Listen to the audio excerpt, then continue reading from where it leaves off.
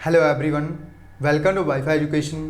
Wifi education ਦੀ ਇਸ video ਵਿੱਚ ਅੱਜ ਆਪਾਂ ਡਿਸਕਸ ਕਰਾਂਗੇ ਪੰਜਾਬ PCS 2018 ਵਾਲੇ ਪੇਪਰ ਦਾ ਪਾਰਟ ਸੈਕਿੰਡ, ਜਿਸ ਦੇ ਵਿੱਚ ਆਪਾਂ GS ਦੀ ਸਟੱਡੀ ਕਰ ਰਹੇ ਹਾਂ।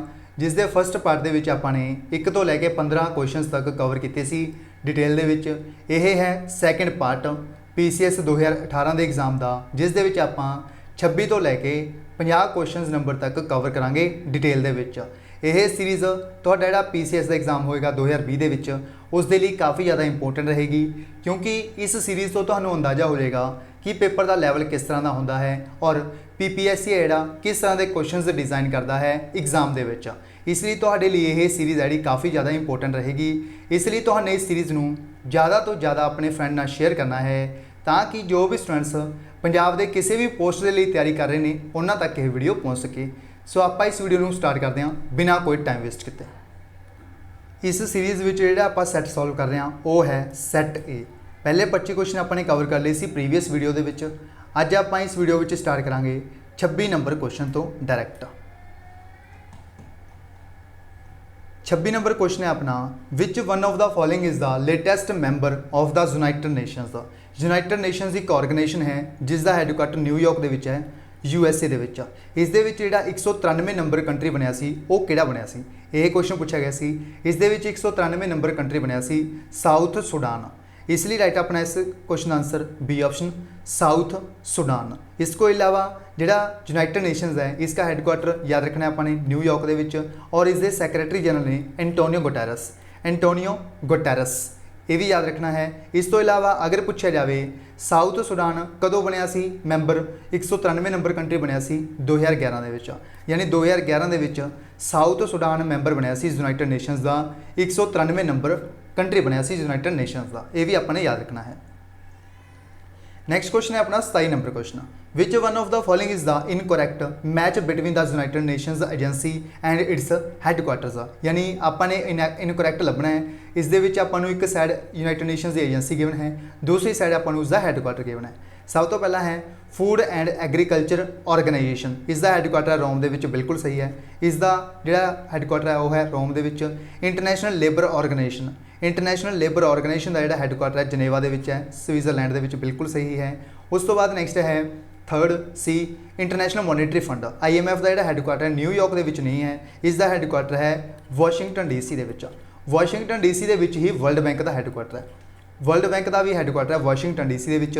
इन्होंने यही पूछा है इनकोरैक्ट किहड़ा है, तो अपना आंसर हो जाएगा इस क्वेश्चन का C option IMF International Monetary Fund. इस तो इलावा यूनेस्को का हैडकुआटर भी है पैरिस के विच, इसलिए आपको पूछा इनकोरैक्ट, तो अपना आंसर हो जाएगा सी ऑप्शन। आई होप तुहानूं ये क्वेश्चन भी समझ आया होगा। नैक्सट क्वेश्चन है अपना 28 number question, match the following features of the Indian constitution borrowed adoptions. यानी आपको एक तरफ फीचर्स गिवन है अपने इंडियन कॉन्स्टिट्यूशन दियाँ, दूसरी तरफ आपने कितों अडोप्ट किया हो वो पर्टिकुलर फीचर वो गिवन ने। सब तो पहला है अपने कोल फैडरलिज्म, यानी फैडरलिज्म आपने बोरो किया है, कितों किया है, ये किया आपने कैनेडा तो यह मैच हो जाएगा ए दा फर्स्ट। उस तो बाद फंडामेंटल ड्यूटीज़, फंडामेंटल ड्यूटीज़ आपने बोरो की ने फॉर्मर सोवियत यूनियन तो, ये इस दे नाल मैच हो जाएगा, यानी बी सैकेंड के नाल मैच हो जाएगा। उस तो बाद नैक्सट है DPSP directive principles of state policy, ये आपने बोरो की ने आयरलैंड तो, ये इहदे नाल मैच हो जाएगा। उस तो बाद नैक्सट है जुडिशियल रिव्यू, ये मैच हो जाएगा USA के नाल, क्योंकि आपने USA तो बोरो की ने, तो अपना जो मैचिंग हो जाएगा A दा 1, B दा 2, C दा 3rd और D दा 4th। ये आंसर बनेगा अपना A ऑप्शन 1 2 3 4, यह अपना राइट आंसर हो जाएगा इस क्वेश्चन का। यह आपने अडोप्ट की ने पर्टिकुलर कंट्रीज़ तो। नैक्सट क्वेश्चन है अपना 29 number question, which two committees of the parliament are described as twin sister committees. यानी किहड़ियां दो कमेटीज़ ने पार्लियामेंट दियां जिन्होंने डिस्क्राइब किया जाता है as the twin sister committees. यह किहड़ियां दो कमेटीज़ ने, एक तो है पब्लिक अकाउंट कमेटी, एक है एस्टीमेट्स कमेटी। यानी इस क्वेश्चन का राइट अपना आंसर है A option public account committee और एस्टीमेट कमेटी ने इन्हों कहा जाता है ट्विन सिस्टर कमेटीज़। इसलिए राइट आंसर अपना इस क्वेश्चन का A option twin sister committees कहा जाता है PAC और EC नूं। इस तो इलावा आपको पूछा जा सकता है रिसेंटली जो पब्लिक अकाउंट कमेटी है इसके चेयरमैन अपॉइंट हुए हैं, रीअपॉइंट किया गया है आदिर रंजन चौधरी नूं। आदिर रंजन चौधरी। यह नाम अपने भुलना नहीं है, ये पूछा जाएगा जरूर किसी ना किसी एग्जाम के विच कि पब्लिक अकाउंट कमेटी के न्यू चेयरमैन कौन बने ने, आदिर रंजन चौधरी। नेक्स्ट क्वेश्चन है अपना 3 number question, the Rohingya crisis has been making news lately, consider the following statement about the Rohingyas. यानी रोहिंग्या ने ਜਿਹੜੇ ਇਹਨਾਂ ਦੇ रिलेटेड आपको स्टेटमेंट्स गिवन ने 3, इन्हों के आपने देखना है कि स्टेटमेंट है सही दी है। फर्स्ट स्टेटमेंट गिवन है अपनी, they are an ethnic group largely comprising Muslims who predominantly live in western Myanmar province of Rakhine. यानी यह एक एथनिक ग्रुप है मुस्लिम्स का ਜਿਹੜੇ कि वैस्टर्न म्यांमार ਦੇ ਵਿੱਚ ਰਹਿੰਦੇ ਸੀ रैखिन स्टेट ਦੇ ਵਿੱਚ, जो कि बिल्कुल सही है फर्स्ट स्टेटमेंट इन्हों की। सैकेंड है अपने कोल, all the Rohingyas are full citizens of Myanmar. इन्होंने क्या है म्यांमार के ये की सी फुल सिटीजन सी, बट अगर ये फुल सिटीजन म्यांमार दे सी तो अपने कोल रोहिंग्या का इशू है जोड़ा नहीं देखने को मिलना सी, तो अपनी ये स्टेटमेंट जी रोंग होंगी है। वह फुल रोहिंग्या जोड़े फुल सिटीजन नहीं सी म्यांमार के। उस तो बाद नैक्सट है third, according to United Nations the Rohingya crisis is majorly a result of ethnic clearing being done by the Myanmar state. यानी UN के अनुसार रोहिंग्या संकट है जोड़ा म्यांमार वालों की जा रही नस्ल कुशी का नतीजा है। यह भी बिल्कुल सही स्टेटमेंट गिवन है। यानी इस क्वेश्चन का जो राइट आंसर है अपना वो है 1 and 3 only statements are correct. यानी इसका राइट आंसर है अपना C option 1 and 3 only. Next question है अपना 31 नंबर क्वेश्चन, किहड़ी अमेंडमेंट को कहा जाता है एज द मिनी कॉन्स्टिट्यूशन। यानी किहड़ी अमेंडमेंट है अपने कॉन्स्टिट्यूशन की जिसनों कहा जाता है, नाम दिता जाता है मिनी कॉन्स्टिट्यूशन। यह दिता जाता है 42वीं अमेंडमेंट को। इसलिए राइट आंसर है अपना इस क्वेश्चन का बी ऑप्शन 42nd अमेंडमेंट को कहा जाता है मिनी कॉन्स्टिट्यूशन, क्योंकि इस काफ़ी कुछ है कॉन्स्टिट्यूशन के अमेंडमेंट किया गया सी, इस दे कारण इसनों नाम दिता जाता है मिनी कॉन्स्टिट्यूशन। इसलिए राइट आंसर अपना इस क्वेश्चन का B option 42nd amendment. Next question है अपना 32 number question, which of the following is incorrect with regard to the schedules listed in the constitution of India. यानी ਜਿਹੜੇ शेड्यूल गिवन है अपने कॉन्स्टिट्यूशन के उसके रिलेटेड आपको स्टेटमेंट्स गिवन ने, इस दे रिलेटेड किहड़ी स्टेटमेंट है रोंग है, इनकरैक्ट है। फर्स्ट स्टेटमेंट है अपनी, देर आर टोटल 12 शेड्यूल्स। यानी 12 शेड्यूल ने अपने कॉन्स्टिट्यूशन के बिल्कुल सही है, अपने कॉन्स्टिट्यूशन के की ने 12 शेड्यूल ने बिल्कुल सही है। उस तो बाद नैक्सट है स्टेटमेंट अपनी, schedules 11 and 12 were incorporated respectively by 73rd and 74th constitutional amendment. यानी शेड्यूल 11 और शेड्यूल 12 ने जोड़े ये इनकॉर्पोरेट किए गए सी 73वीं अमेंडमेंट और 74th कॉन्स्टिट्यूशनल अमेंडमेंट के तहत किए गए सी, जो कि अपनी बिल्कुल सही स्टेटमेंट है। यह किए गए सी 73वीं और 74वीं अमेंडमेंट के ऐड 11वां और 12वां जोड़ा शेड्यूल सी इंडियन कॉन्स्टिट्यूशन का, इसलिए ये भी सही होगी अपनी स्टेटमेंट। नैक्सट है अपने कोल C statement, the 9th schedule was added to the constitution by the first amendment. यानी जी 9th शेड्यूल है इस कॉन्स्टिट्यूशन के यह ऐड किया गया फर्स्ट अमेंडमेंट के तहत। यह भी बिल्कुल सही है। 9th शेड्यूल किस नाल एसोसीएट है, तुसीं आंसर कमेंट बॉक्स में लिख के दसना है।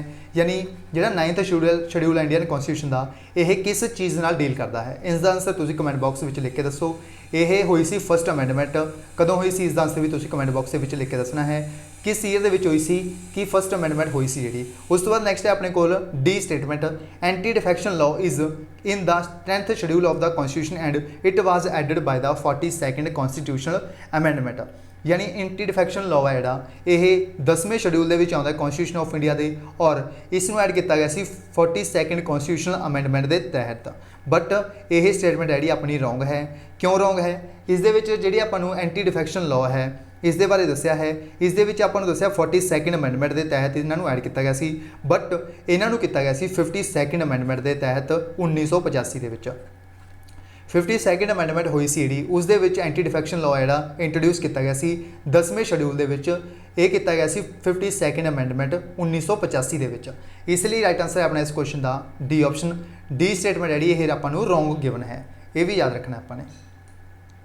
नैक्सट क्वेश्चन है अपना 33 number question, which of the following is not the essential condition for a political party to be recognised as a national party. यानी किहड़ी स्टेटमेंट है जी रोंग है, करैक्ट नहीं हैगी, असेंशियल कंडीशन नहीं हैगी किसी भी पॉलिटिकल पार्टी नूं डिकलेयर करने वास्ते एज अ नैशनल पार्टी। किहड़ी स्टेटमेंट है जी करैक्ट नहीं है, असेंशियल कंडीशन नहीं है।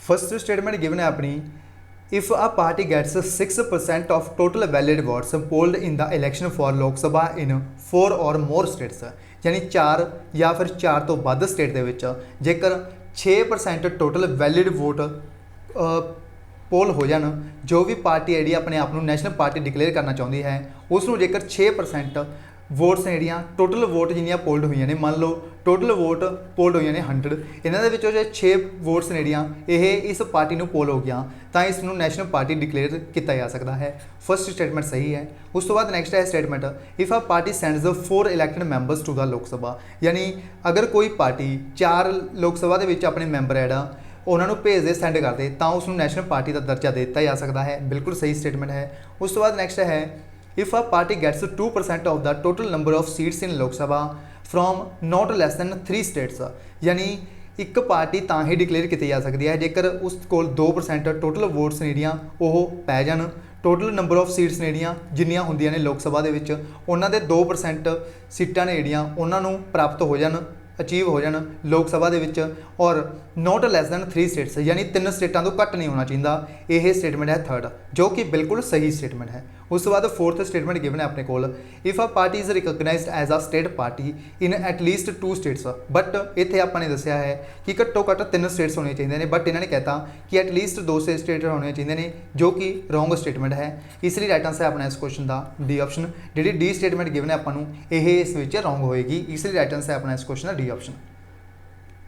नेक्स्ट क्वेश्चन है अपना 34 number question, the panchayati elections are scheduled in the month of September 2018 in Punjab, consider the following statement about the Panchayati Raj institutions which of them is इनकरैक्ट।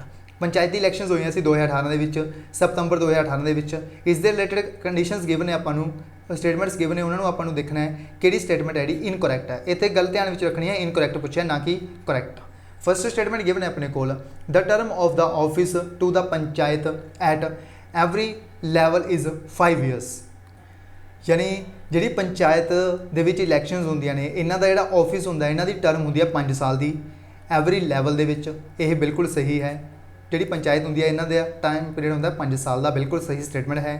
उस बाद इन्होंने पूछा क्योंकि इनकरैक्ट, अपने इनकरैक्ट लभना है।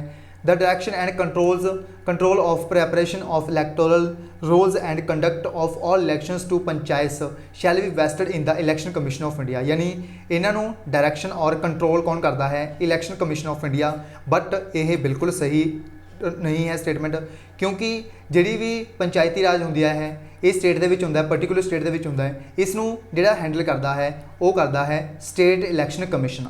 बट इन्होंने आपको गिवना है दिता है इलैक्शन कमीशन ऑफ इंडिया। इत्थे आएगा जो स्टेट इलैक्शन कमीशन होंदा है यह इन्हों कंट्रोल करता है जो भी इलैक्शंस होंदियां ने पंचायती राज सिस्टम दियाँ, इसलिए अपना राइट आंसर हो जाएगा इस क्वेश्चन का बी ऑप्शन। जी बी स्टेटमेंट है जी यह रॉन्ग है, क्योंकि इन्होंने आपको दिता है इलैक्शन कमीशन ऑफ इंडिया की, बट इत्थे जरूरत होंदी है state election Commission of India की, स्टेट इलैक्शन कमीशनर की, इसलिए राइट आंसर अपना इस क्वेश्चन का बी ऑप्शन। उस तो बाद थर्ड स्टेटमेंट गिवन सी आपको इस क्वेश्चन से, the state legislature may make provisions with respect to all matters relating to elections of the panchayat, यानी स्टेट लैजिस्लेचर होंदी है जी यह प्रोविजनस बनाती है जो भी मैटर्स होंदे ने पंचायत के रिलेटेड, इन्हों के रिलेटेड जो भी प्रबंध करती है वो करती है स्टेट लैजिस्लेचर, जो कि बिल्कुल सही है। उस तो बाद नैक्सट है 73rd अमेंडमेंट सी डी, इस दे विच रिजर्वेशन रखी गई सी, प्रोवाइड की गई सी 1/3 जो टोटल मैंबर्स होंदे ने यह प्रोवाइड किए जाएंगे SC ST नूं, वूमेंस ST नूं दिते जाएंगे 1/3 मैंबर्स। ये भी बिल्कुल सही स्टेटमेंट है, फोर्थ भी, इसलिए राइट आंसर अपना इस क्वेश्चन का बी ऑप्शन। नैक्सट देखना है 35 number question, who is the chairman of the inter state council, जी इंटर स्टेट काउंसिल होंदी है इस दे चेयरमैन होंदे ने कौन होंदे ने, इस दे जिहड़े चेयरमैन होंदे ने वो होंदे ने प्राइम मिनिस्टर ऑफ इंडिया, इसलिए राइट आंसर अपना इस क्वेश्चन का C option. Prime minister of India जिहड़े होंदे ने वो होंदे ने chairman of inter state council. इस तो इलावा एक नीति आयोग भी होंदा है, नीति आयोग के भी जो चेयरमैन होंदे ने अपने देश के प्राइम मिनिस्टर होंदे ने, prime minister Narendra Modi ji present time के चेयरमैन ने नीति आयोग के, ये भी याद रखना है। जो प्लैनिंग कमीशन सी इसनूं न्यू नेम दिता गया सी नीति आयोग। इस तो इलावा नीति आयोग है इसके CEO काफ़ी पूछते हैं एग्जाम के, इसके CEO ने अमिताभ कांत, और जो वाइस चेयरमैन ने उसका नाम तो उन्हें कमेंट बॉक्स में लिख के दसना है, जो वाइस चेयरमैन ने नीति आयोग के उन्होंने नाम क्या है, देखते हैं कौन दसता है। नैक्सट क्वेश्चन है अपना 36 number question, the word bureaucracy was first coined by, यानी जो वर्ड है ब्यूरोक्रेसी इसनों फर्स्ट नाम दिता सी किसने दिता सी, यानी किसने क्वाइन किया सी एज अ ब्यूरोक्रेसी वर्ड, इसनूं किता सी विंसट डी गुरने के द्वारा। इसलिए राइट आंसर है अपना इस क्वेश्चन का डी ऑप्शन। विंसट दे गुरने जो है इसके द्वारा नाम दिता गया सी ब्यूरोक्रेसी नूं, इसलिए राइट आंसर है अपना इस क्वेश्चन का D option Vincent de Gournay. Next question है अपना 37 number question, which of the following resulted from the Bretton Woods conference. जी ब्रैटन वुड्स कॉन्फ्रेंस हुई थी, इसका जो रिजल्ट निकलिया सी की निकलिया सी, इसका रिजल्ट निकलिया सी World Bank and IMF International Monetary Fund और वर्ल्ड बैंक विश्व बैंक। इसलिए राइट आंसर अपना इस क्वेश्चन का डी ऑप्शन वर्ल्ड बैंक और इंटरनेशनल मॉनेटरी फंड है इसका रिजल्ट निकलिया सी ब्रैटन वुड्स कॉन्फ्रेंस का। इसलिए राइट आंसर अपना इस क्वेश्चन का D option World Bank and IMF। इन्होंने दोनों का जो हैडकुआटर है काफ़ी पूछते एग्जाम के वाशिंगटन DC के है। इस तो इलावा वर्ल्ड बैंक के जोड़े प्रेजिडेंट ने उन्हें डेविड मलपास और जो इंटरनेशनल मॉनेटरी फंड है इसके जोड़े प्रेजिडेंट ने उन्हें क्रिस्टालीना जॉर्जीवा। क्रिस्टालीना जॉर्जीवा ये ने करंट टाइम के president of international Monetary fund, ये भी याद रखना अपने। नेक्स्ट क्वेश्चन है अपना 38 number question, which one of the following is not a sufficient ground for convening a joint sitting of both house of the parliament. यानी किहड़ी सफिशिएंट ग्राउंड नहीं हुंदा जॉइंट सीटिंग दे विच जो दो houses the parliament they which joint session हुंदा है, इस दे रिलेटेड किहड़ी स्टेटमेंट है अपनी सही नहीं है, नॉट करैक्ट। फर्स्ट स्टेटमेंट है अपने को rejection of a bill by one house of the parliament when other house pass it. यानी जिहड़ा बिल हुंदा है कोई भी बिल होवे, चाहे वह बिल अमेंडमेंट बिल होवे, कोई भी बिल होवे, इस दे विच अगर कोई एक हाउस उसनूं पास कर दे पार्लियामेंट दे विच और दो हाउस होंदे ने, एक हुंदा लोक सभा एक हुंदा राज्य सभा। अगर लोक सभा पास कर दे तां भी एक हाउस का मनिया जाएगा, अगर राज्य सभा पास कर दे तां भी एक हाउस का मनिया जाएगा। इन्होंने कहा है अगर एक हाउस है जो रिजेक्ट कर दे इस बिल नूं तां जिहड़ा जॉइंट सैशन है वो बुलाया जा सकता है, बिल्कुल सही स्टेटमेंट है। Both houses have finally disagreed as a amendment to be made in a bill. यानी दोए हाउसेज जिहड़े डिसएग्रीड हो जान इस अमेंडमेंट के रिलेटेड तां भी जॉइंट सैशन बुलाया जा सकता है। कौन बुलांदा joint session? President of India chair करते हैं इसनूं, प्रेजिडेंट ऑफ इंडिया के द्वारा बुलाया जाता है इस जॉइंट सैशन नूं। उस बाद नैक्सट थर्ड स्टेटमेंट है अपनी, more than 6 months have elapsed from the date of the reception of the bill by other house without the bill being passed by it. यानी किसी भी सदन कोल बिल आने तो बाद 6 महीने का समय जोड़ा बतीत हो चुका हो और इन्हों के द्वारा कोई भी रिस्पॉन्स ना दिता गया हो इस हाउस के द्वारा, ना ही पास का ना ही इसनूं वापस का कोई भी रिस्पॉन्स ना दिता गया हो, यह भी बिल्कुल सही स्टेटमेंट है, तां भी बुलाया जा सकता है जिहड़ा जॉइंट सैशन हुंदा है। उस तो बाद नैक्सट स्टेटमेंट है अपनी, प्रेजिडेंट हैज़ रिफ्यूज़ड। जो प्रेजिडेंट हुंदा है यह इनकार कर देवे, बट प्रेजिडेंट कोल कोई भी राइट नहीं हुंदा कि वह इस नाल असहमत हो जाए किसी भी बिल के रिलेटेड, वह मनी बिल हो या फिर कोई भी कॉन्स्टिट्यूशन अमेंडमेंट बिल हो, उस रिलेटेड जी भी प्रेजिडेंट होंदा है उसके कोल सिर्फ एक ही अधिकार होंदा है, वो होंदा है एसेंट का, यानी सहमति का अधिकार होंदा है प्रेजिडेंट ऑफ इंडिया के कोल। इसलिए राइट आंसर अपना इस क्वेश्चन का D option. G D statement है जी अपनी रॉन्ग है, इसलिए राइट आंसर अपना इस क्वेश्चन का डी ऑप्शन। नैक्सट क्वेश्चन है अपना 39 number question, celebrating its 50 years Booker prize declared its best of man Booker prize on 7 July 2018 which book won the prize. यानी बुकर ऑफ मैन प्राइज दिता गया, best of man Booker prize दिता गया सी किस नूं दिता गया सी? जो 50वीं जी सैलीब्रेट की इन्हों ने यूनिवर्सिटी इस अवार्ड में चलते हुए 50 साल पूरे हो गए सी। इस टाइम होए सी 2018 के 7 जुलाई को यह अवार्ड दिता गया सी। किस बुक के लिए दिता गया सी यह अवार्ड? यह बुक सी द इंग्लिश पेशेंट के लिए, यानी यह अवार्ड मिले सी द इंग्लिश पेशेंट बुक नूं। इसी राइट आंसर अपना इस क्वेश्चन का A option the English patient. Next question है अपना 40 number question, which of the following statement is are in not correct. यानी किहड़ी स्टेटमेंट्स जिहड़ियां इनकरैक्ट ने, नॉट करैक्ट ने। फर्स्ट स्टेटमेंट है अपनी, as per the provisions of the constitution the council of ministers is both collectively and individually responsible to the Lok Sabha. यानी constitution की provision के अकॉर्डिंग जोड़े मैंबर्स होंगे ने काउंसिल ऑफ मिनिस्टर्स होंगे ने, यह इंडिविजुअली भी और कलैक्टिवली भी यह रिस्पॉन्सिबल होंगे ने लोक सभा के लिए, जो कि बिल्कुल सही स्टेटमेंट है। यह रिस्पॉन्सिबल होंगे ने लोक सभा के सारे कामों के लिए, यह सही स्टेटमेंट है अपनी। उस तो बाद नैक्सट है second statement, a censure motion must state by the reason for its adoption. अगर सेंसर मोशन है वो पास किया जा रहा है तो इसका जोड़ा अडॉप्ट करने का रीजन है वो व्यक्त करना पएगा, दसना जरूरी होएगा। ये भी बिल्कुल सही है, अगर सेंसर मोशन जो पास किया जा रहा है लोक सभा के इसनों अडॉप्ट करने का कारण दसना पएगा, तो ही यह मोशन पास हो पाएगा, इसका रीजन प्रॉपर दसना पएगा। उस तो बाद थर्ड स्टेटमेंट है a no confidence motion must set out the grounds on which it is based, यानी ਜਿਹੜਾ नो कॉन्फिडेंस मोशन ਹੁੰਦਾ ਹੈ ਇਸ ਦੇ ਵਿੱਚ अगर ਇਹ पास करना ਹੋਵੇ ਤਾਂ ਇਸ ਦਾ ਵੀ ਕਾਰਨ ਦੱਸਣਾ ਜ਼ਰੂਰੀ ਹੈ, ਬਟ ਇਸ ਦੇ ਵਿੱਚ ਕੋਈ ਵੀ ਕਾਰਨ ਦੱਸਣਾ ਜ਼ਰੂਰੀ ਨਹੀਂ ਹੈ नो कॉन्फिडेंस मोशन ਦੇ ਵਿੱਚ। ਇਸ ਲਈ ਰਾਈਟ ਆਨਸਰ ਆਪਣਾ ਇਸ ਕੁਐਸਚਨ ਦਾ थर्ड ऑप्शन ਜਿਹੜੀ थर्ड स्टेटमेंट है ਇਹ ਰੋਂਗ है, गलत है। ਇਸ ਲਈ ਰਾਈਟ ਆਨਸਰ ਆਪਣਾ ਇਸ ਕੁਐਸਚਨ ਦਾ third option no confidence motion ਨੂੰ ਪਾਸ ਕਰਨ ਦੇ ਲਈ ਕੋਈ ਵੀ कारण उसका दसना जरूरी नहीं है। उस तो बाद फोर्थ स्टेटमेंट है अपनी if a no confidence motion passed, जेकर नो कॉन्फिडेंस मोशन पास हो जाए तो ਜਿਹੜੇ कौंसल ऑफ मिनिस्टर्स ने इन्हां नूं रिजाइन करना पएगा, यह जरूरी है। जेकर किसी भी लोक सभा दे विच पास हो जाए नो कॉन्फिडेंस मोशन तो कौंसल ऑफ मिनिस्टर्स ने इन्हां नूं अपना जिहड़ा रिजाइन करना पएगा, यह जरूरी है। यह भी अपनी सही स्टेटमेंट है। अपनी गलत जिहड़ी होगी स्टेटमेंट थर्ड स्टेटमेंट, इसलिए अपना जो राइट आंसर है इस क्वेश्चन का सी ऑप्शन। तीजी स्टेटमेंट जी कली ही गलत है, इसी राइट आंसर अपना इस क्वेश्चन का सी ऑप्शन। नैक्सट क्वेश्चन है अपना 41 नंबर क्वेश्चन, जिहड़ा फाइनैशियल ईयर सी 2018 के GST का रिजाइम आया पूरे देश के इस दे विच आपां ने दसना है पर कैपिटा जिहड़ी रैवेन्यू हुई है इसनूं डिसेंडिंग ऑर्डर के विच आपां ने अरेंज करना है। जो रैवेन्यू हुई आपां नूं पर कैपिटा रैवेन्यू GST तो गुड्स एंड सर्विस टैक्स तो सब तो ज़्यादा इनकम हुई सी हरियाणा नूं, सैकेंड नंबर ते महाराष्ट्र, थर्ड ते कर्नाटक, फोर्थ ते पंजाब नूं। यानी इस क्वेश्चन का राइट आंसर है अपना इस क्वेश्चन का ए ऑप्शन हरियाणा, महाराष्ट्र, कर्नाटक और पंजाब। इस तो इलावा जिहड़ा GST है इस दे लई अमेंडमेंट की गई सी 101st अमेंडमेंट कदों की गई सी 2017 दे विच। 2017 दे विच GST इंट्रोड्यूस किया गया सी, 101वीं अमेंडमेंट हुई सी 2017 दे विच। ये भी याद रखना है अपने। GST जिहड़ा एक इनडायरैक्ट टैक्स है, ये भी याद रखना है। नैक्सट क्वेश्चन है अपना 42 number question, the government has powers under the essential commodities act 1955 EC act to declare a commodity as an essential commodity to ensure its availability to people at fair price. The commodities covered under the act include, यानी government है जी एक इन्होंने act बनाया सी essential commodities act 1955। इस act के according fair price के उपर किहड़ियां जिहड़ियां कमोडिटीज़ ने जिहड़ियां जरूरी ने इस एक्ट के विच इंक्लूड कीतियां गईयां ने, जरूरी ने जिहड़ियां आपां नूं रिक्वायरमेंट है।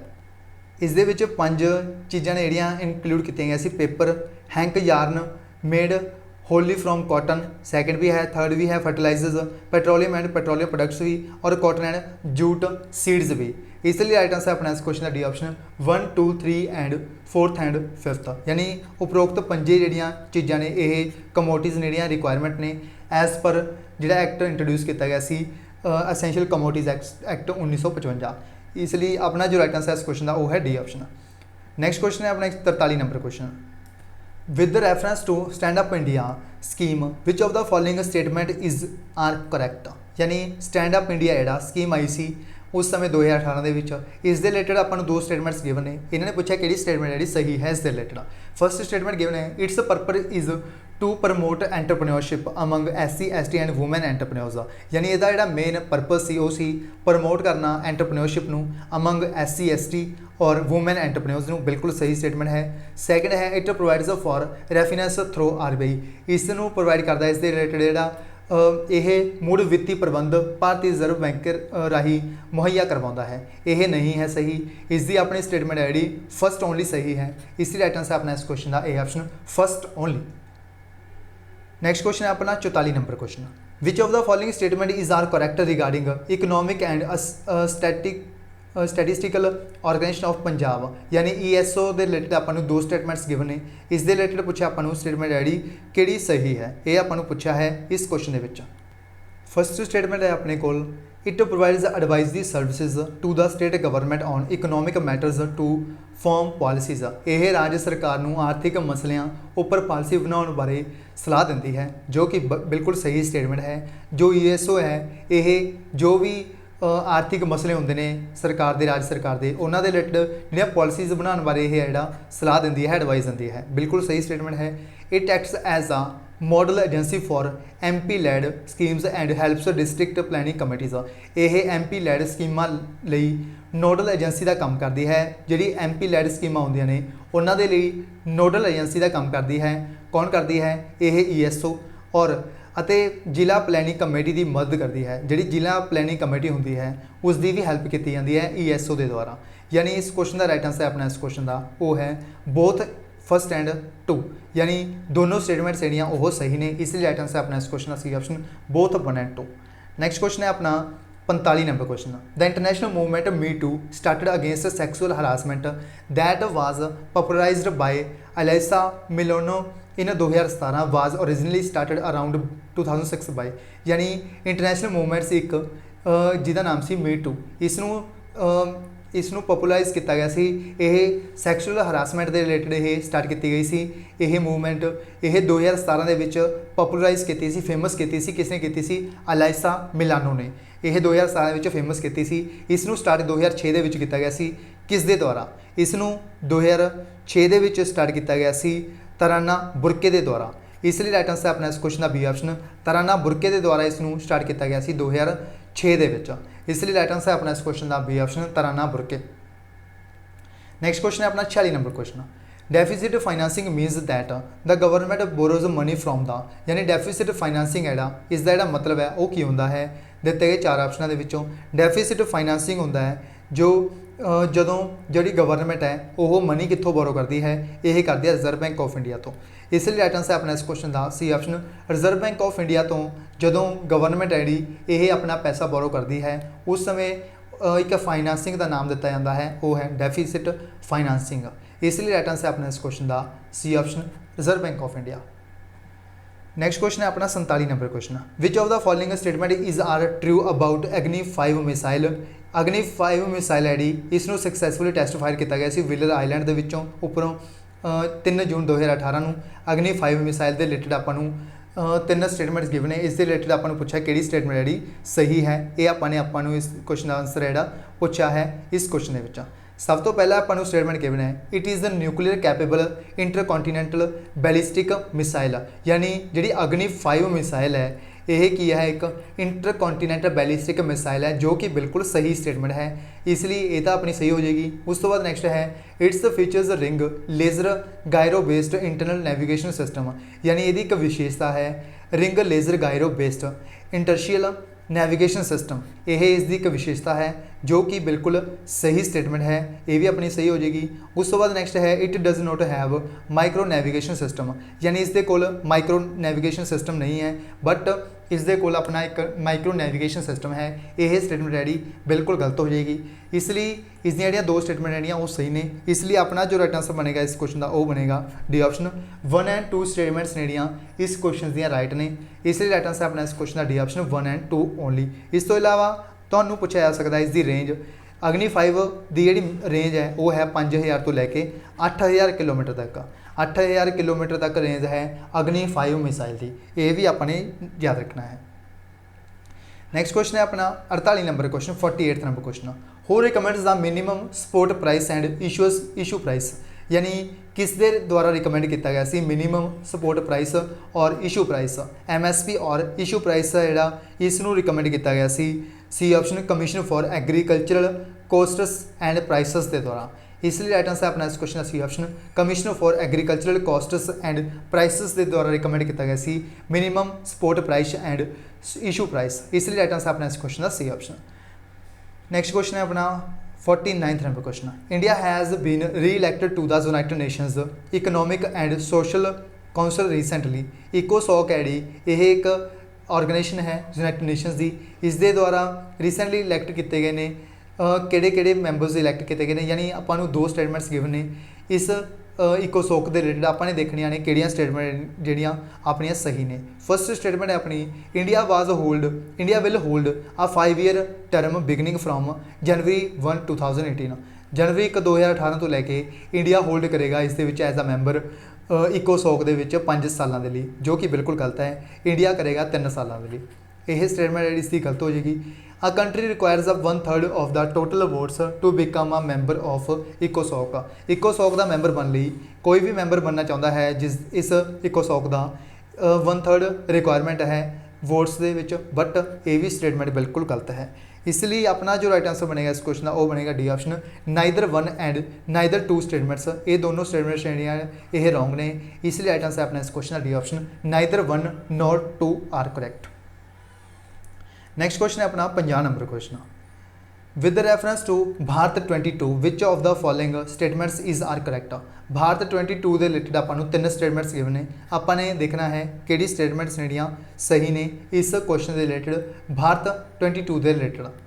फर्स्ट स्टेटमेंट है अपनी, it is the exchange traded fund, यानी यह एक एक्सचेंज ट्रेडेड फंड है, बिल्कुल सही है। यह एक की है ETF, यानी भारत 22 है जोड़ा यह की है एक एक्सचेंज ट्रेडेड फंड है, बिल्कुल सही है। उस तो बाद इट इज़ अनमार्केटेबल सिक्योरिटी, यानी इसनों बेचना खरीदना औखा है, इसनों जोड़ा बेचना खरीदना औखा है, यह बिल्कुल रॉन्ग है। इसनों बेचना करना जोड़ा सौखा काम है, कोई भी औखा काम नहीं है। भारत 22 के तहत यह एक एक्सचेंज ट्रेडेड फंड है जिस दे विच बेचना खरीदना जोड़ा काम सौखा है, कोई औखा काम नहीं है, यह सही स्टेटमेंट नहीं है। उस तो बाद नैक्सट है अपनी, this aimed at helping speed up the government's disinvestment programme, यानी इसका जो मेन मोटिव है, एम है, वो है स्पीड अप करना गवर्नमेंट का जोड़ा डिसइन्वेस्ट करना प्रोग्राम, यानी इसका इस नाल सरकार का विनिवेश प्रोग्राम तेज होगा, यानी डिसइन्वेस्टमेंट है जोड़ा यह सरकार का प्रोग्राम है जिस नाल सरकार है जोड़ा डिसइन्वेस्ट करेगी अपने सैक्टर्स के विच। ये भी बिल्कुल सही स्टेटमेंट है, यानी इस अपन फर्स्ट और थर्ड स्टेटमेंट्स जड़ियाँ सही ने, यानी इस क्वेश्चन का राइट आंसर है अपना इस क्वेश्चन का B option 1 and 3 statements are correct. इसलिए राइट आंसर अपना इस क्वेश्चन का B option 1 and 3 only. So ये सी 25 क्वेश्चंस अगले जो आपने पार्ट सैकेंड के काफ़ी डिटेल में कवर करने की कोशिश की है। जेकर तुहानू यह वीडियो वधिया लगी हो तो इस वीडियो को लाइक करना है, शेयर करना है। जेकर तुहाने साडा चैनल वाईफाई एजुकेशन को सबसक्राइब नहीं किया है तो चैनल को सबसक्राइब करके बैल आइकन को जरूर प्रेस कर लो, क्योंकि इस तरह की जो डिटेल के वीडियोज़ होंगियां सब तो पहला तुहानू साडे चैनल वाईफाई एजुकेशन से अवेलेबल करवाई जाएगियां, वो भी बिल्कुल फ्री ऑफ कॉस्ट, बिल्कुल डिटेल दे विच। तुहानू कोई भी डाउट नहीं बचेगा किसी भी क्वेश्चन के रिलेटेड।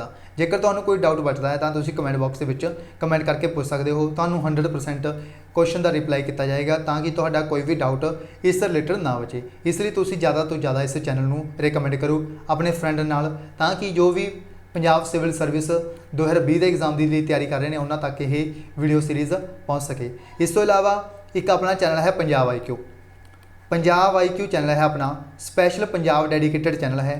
पंजाब के जिन्ने भी एग्जाम होंगे ने, चाहे वो फूड सप्लाई इंस्पैक्टर का हो, या फिर PPSC का हो कोई भी एग्जाम, या फिर PSSB का एग्जाम हो कोई भी, या फिर कॉपरेट इंस्पैक्टर का हो कोई भी एग्जाम हो, पंजाब पुलिस का एग्जाम हो, स्पैशली पंजाब डेडिकेटेड एक चैनल क्रिएट किया गया है पंजाब IQ। स्पैशली तो पंजाब के एग्जाम के लिए यही चैनल क्रिएट किया गया है। उसनों ज़्यादा तो ज़्यादा सबसक्राइब करो, ज़्यादा तो ज़्यादा अपने फ्रेंड नाल शेयर करो। उसके उपर 20 तरीक तो पहला एक सीरीज़ स्टार्ट की जा रही है पंजाब सिविल सर्विस एग्जाम के लिए। पंजाब सिविल सर्विस 2020 के एग्जाम के लिए स्पैशली एक सीरीज़ स्टार्ट की जा रही है पंजाब IQ चैनल के उपर। इसलिए ज़्यादा तो ज़्यादा अपने फ्रेंड नाल पंजाब IQ चैनल को शेयर करो ताकि ज़्यादा तो ज़्यादा वो सीरीज़ है जी तुहाडे फ्रेंड तक पहुँच सके, ज़्यादा तो ज़्यादा लोग उस सीरीज़ का फ़ायदा उठा सकन। वो सीरीज़ बिल्कुल फ्री ऑफ कॉस्ट रहेगी। काफ़ी यूट्यूब चैनल ने जोड़े वो पेड कंटेंट प्रोवाइड कर रहे हैं, बट उस चैनल के उपर तुहानू बिल्कुल free of cost content provide किया जाएगा, वो भी डिटेल दे विच। यह सीरीज़ तुसीं देख सकते हो कितनी डिटेल दे विच तुहानू इस दे विच प्रोवाइड किया जाता है सारा कुछ। इस दे विच एक ही मोटिव होंदा है ताकि तुहानू कोई भी क्वेश्चन जोड़ा बाहर ना आवे और तुहानू 100% एक्यूरेट इन्फॉर्मेशन प्रोवाइड की जाए। इस सीरीज़ का यही एक मोटिव होंदा है, होर इस सीरीज़ का कोई मोटिव नहीं होंदा है। इसलिए तुहानू इस सीरीज़ को ज़्यादा तो ज़्यादा अपने फ्रेंड को रिकमेंड जरूर करना है।